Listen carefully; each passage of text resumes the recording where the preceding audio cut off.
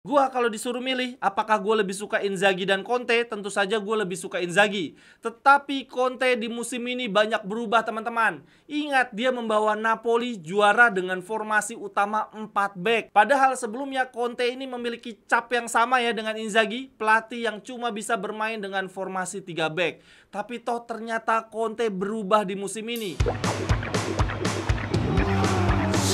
Cerewetan ceking kita nyerewetin apa aja. Teman-teman, yang sedang kalian saksikan saat ini adalah Cerewetin Intar. Apa kabar teman-teman semua? Semoga dalam keadaan sehat. Hari ini gue mau cerewetin partai final yang menyedihkan itu, teman-teman. Mohon maaf, baru sempet banget nih. Udah lewat jauh sih, dan kita juga sudah dipastikan ditinggal oleh pelatih Inzaghi. Tetapi tetap aja ada banyak unek-unek yang harus gue curahkan ya, harus gue cerewetin terkait partai final yang parah banget itu. Kok bisa-bisanya ya teman-teman, Inter dibantai habis-habisan, kekalahan tertelak sepanjang masa, pertandingan final terburuk dalam sejarah Liga Champions. Aduh, memalukan banget, memalukan banget. Jujur, gue juga nggak menyangka ya, Inter selama 4 tahun, 4 musim kepemimpinan Inzaghi, kok ya penampilan terburuknya justru tersaji di partai yang maha penting, final Liga Champions. Gila, itu Inter udah kayak amatiran. Inter bermain tanpa greget, tanpa mentalitas, dan seakan-akan juga tidak memiliki strategi yang matang. Inter bermain tanpa martabat. Dan hal ini ya, satu kekalahan buruk kemarin menurut gua adalah harga yang pantas yang membuat Inzaghi harus berpisah dengan Inter. Gua bisa pahami teman-teman bahwa Inter memiliki skuad yang terbatas ya dibandingkan PSG, baik kualitas pemain utama maupun kedalaman skuadnya. Tetapi kan ini bukan untuk pertama kalinya kita menghadapi tim dengan kualitas pemain dengan dana budget mercato yang jauh di atas kita. Di final sebelumnya melawan City kan statusnya juga sama ya. Dari sisi kualitas pemain dan kekuatan finansial bagai bumi dan langit. Tetapi buktinya toh di final lawan City kita bisa bermain dengan bagus menyulitkan mereka. Lalu teman-teman, gue juga akan bisa memahami apabila Inter tidak bisa bermain optimal karena banyak pemain pilarnya yang absen. Nah, di partai kemarin kita full tim, tidak ada pemain cedera, akumulasi kartu, dan tidak perlu ada rotasi juga ya, karena tidak ada pertandingan-pertandingan berikutnya. Jadi seharusnya di partai final kemarin Inter bisa tampil maksimal. Kok yang terjadi kemarin malah sebaliknya ya, Inter luar biasa parah. Ini partai final tetapi Inter seakan-akan tidak siap dari faktor teknis maupun non-teknis. Gila. 5 gol tanpa balas di partai terakhir di musim ini. Di partai puncak Eropa. Benar-benar meniadakan penampilan bagus kita sepanjang musim ini. Menurut gua ini musim yang sebetulnya tidak buruk-buruk banget ya teman-teman. Bahkan di Liga Champions kita mengalahkan juara La Liga Barcelona dan juara Bundesliga Munchen. Tetapi partai semifinal yang luar biasa, yang dikatakan semifinal terbaik sepanjang sejarah Liga Champions, kita lupakan begitu saja gara-gara kekalahan memalukan ini. Dan untuk membuat konten ini teman-teman, gua harus melihat lagi nih tayangan ulang kekalahan kita untuk menganalisis ya kebobolan-kebobolan Inter. Ya ampun, di luar nurul teman-teman. Kacau banget. Ini contohnya gol pertama Paris Saint-Germain. Pure kerjasama tim yang berkelas ya. Vitinya melihat celah, melihat pergerakan Do ke ruang kosong. Coba bayangin Do bisa mendapatkan posisi enak di dalam kotak penalti di tengah tumpukan para pemain Inter. Ketika Do dapat bola, di situ sebetulnya ada Pavard dan Bastoni dalam posisi terdekat yang paling memungkinkan untuk menutup bola. Kok ya bisa-bisanya Di Marco ngide mendekat teman-teman. Dia malah meninggalkan Hakimi dalam posisi kosong.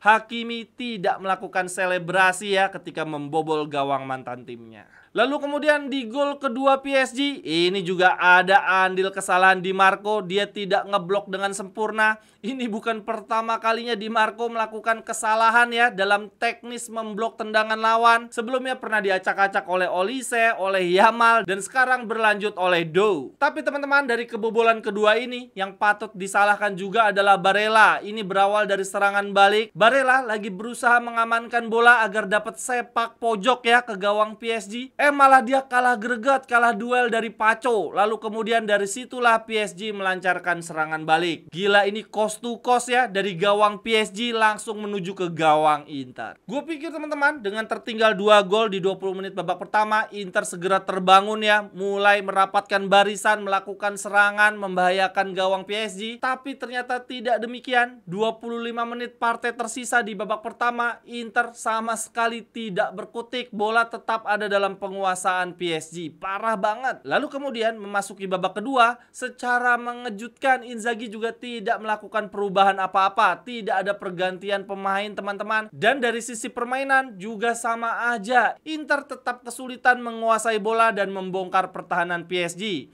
Ya sempet sih ada 1-2 shot tapi tidak membahayakan gawang sama sekali ya. Donnarumma di partai final benar-benar santai, makan mendoan, nonton Netflix di bawah mistar. Dan bahkan di babak kedua PSG semakin nyaman ya. Mereka seperti menjadikan Inter sebagai pramusim, mencoba berbagai jenis serangan ya. Ada membangun build up dari belakang, ada serangan cepat dari kaki ke kaki, dan juga menembus garis pertahanan Inter dengan counter attack.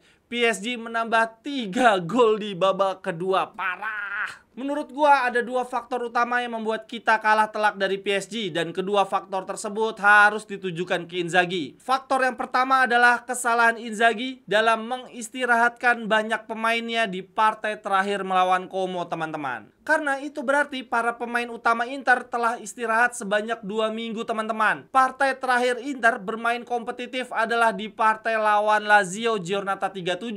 Setelah itu selama 2 minggu bersih para pemain utama Inter tidak bertanding kompetitif. Dan tentu saja hal ini membuat para pemain pilar utama kita kehilangan ritme, kehilangan sentuhan. Biasanya pemain-pemain profesional cukup istirahat 7-9 hari lah, nggak perlu sampai 2 minggu teman-teman. Sedangkan dari sisi PSG teman-teman, para pemain utamanya tampil penuh 7 hari sebelum partai final, yaitu di final Piala Prancis. Dan hal ini sebetulnya adalah salah satu contoh dari sekian banyak hal-hal paranoid Inzaghi ya. Inzaghi ini tipikal pelatih yang parno, pemainnya absen karena kartu kuning, karena cedera, jadi kerap melakukan rotasi-rotasi, pergantian-pergantian pemain di saat-saat yang tidak tepat dan mengganggu keseimbangan tim. Lalu kemudian faktor yang kedua adalah Inzaghi selama 4 musim di Inter tidak pernah berubah. Dia selalu hanya memiliki satu solid game plan. Memang sih Inzaghi Ball rencananya sempurna, sangat detail, sehingga ketika akhirnya mendapatkan lawan yang termakan oleh Inzaghi Ball, kita akan disuguhkan permainan yang luar biasa indah, cantik, banyak gol berkelas. Tetapi begitu sebaliknya, kita mendapatkan lawan yang sudah tahu betul bagaimana mematikan Inzaghi Ball. Ya sudah,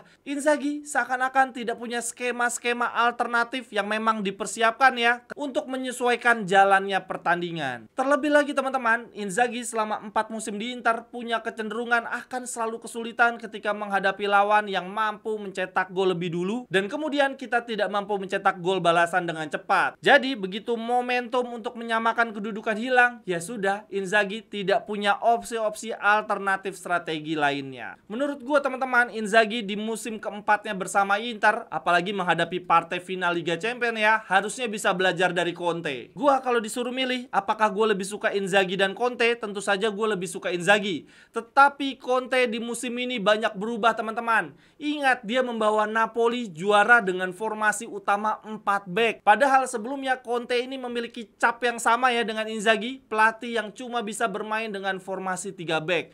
Tapi toh ternyata Conte berubah di musim ini. Hal yang juga seharusnya bisa dilakukan oleh Inzaghi di tahun keempatnya bersama Inter. Jadi teman-teman, di musim keempatnya Inzaghi bersama Inter, dia malah anti klimaks ya. Ya, di jalannya pertandingan sih seakan-akan kita akan menuju puncak ya. Begitu mendekat ke puncak, Inter malah turun habis-habisan. Dan seperti yang gue sampaikan tadi ya, di tahun keempatnya bersama Inter, Inzaghi tidak berkembang dari sisi strategi dan juga tidak berkembang dari sisi man manajemen, tidak berkembang dalam kemampuannya memotivasi pemain di saat-saat terpuruk. Dan tentu saja jadinya tidak heran apabila berujung perpisahan antara Inter dan Inzaghi. Ya sudah teman-teman, tetap semangat. Semoga kita mendapatkan pelatih baru yang bisa membawa kita ke partai final berikutnya, dan semoga tidak seburuk ini. Setelah 3 season terakhir menemani teman-teman semua, sekarang gua merasa perlu upgrade kamera supaya visual konten semakin bagus. Ayo teman-teman, tunjukkan dukungan ke channel Ceking Gita. Ada banyak cara, silahkan dipilih saja. Syukur-syukur pilih semua. Terima kasih banyak teman-teman.